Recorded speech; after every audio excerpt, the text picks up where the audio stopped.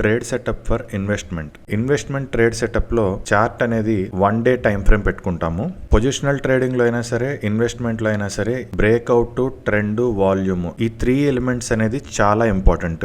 Investment లో కూడా chart లో గోల్డెన్ రేషియో ప్రొఫైల్ అనేది 2 టైమ్స్ యాడ్ చేసుకుంటాము.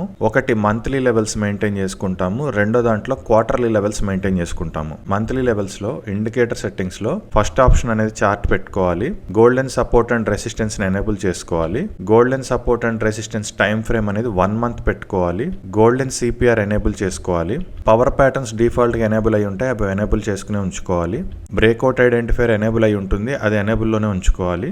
Buying pressure and selling pressure అనేది ఎనేబుల్ చేసుకోవాలి. Buying pressure and selling pressure time frame ని 4 అవర్స్ లో పెట్టుకోవాలి. ఫెయిర్ వాల్యూ గ్యాప్ ని ఎనేబుల్ చేసుకోవాలి. ఫెయిర్ వాల్యూ గ్యాప్ యొక్క టైం ఫ్రేమ్ చార్ట్ లో పెట్టుకోవాలి. లాస్ట్ ఆప్షన్ అనేది మనకు సంబంధించింది కాదు, ఎనేబుల్ చేసినా డిజేబుల్ చేసినా ప్రాబ్లం లేదు. క్వార్టర్లీ లెవెల్ సెట్టింగ్స్ లో ఫస్ట్ ఆప్షన్ చార్ట్ లో పెట్టుకోవాలి.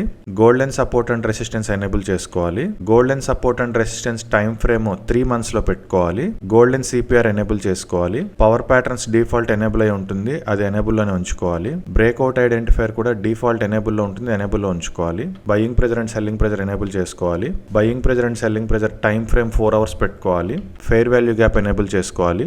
ఫెయిర్ వాల్యూ గ్యాప్ యొక్క టైం ఫ్రేమ్ చార్ట్ లో పెట్టుకోవాలి. లాస్ట్ ఆప్షన్ ఎనేబుల్ చేసినా డిజేబుల్ చేసినా ఏం ప్రాబ్లం లేదు. పొజిషనల్ ట్రేడింగ్ కి ఇన్వెస్ట్మెంట్ కి మేజర్ డిఫరెన్స్ ఏంటి అంటే, పొజిషనల్ ట్రేడింగ్ లో మనం సెల్లింగ్ ఆపర్చునిటీస్ కూడా తీసుకుంటాం, కానీ ఇన్వెస్ట్మెంట్ లో సెల్లింగ్ ఆపర్చునిటీ అనేది లేదు, ఓన్లీ బయింగ్ ఆపర్చునిటీసే. కాబట్టి ఇక్కడ ఓన్లీ రెసిస్టెన్స్ బ్రేక్అవుట్స్ మీద ఫోకస్ చేస్తే సరిపోతుంది.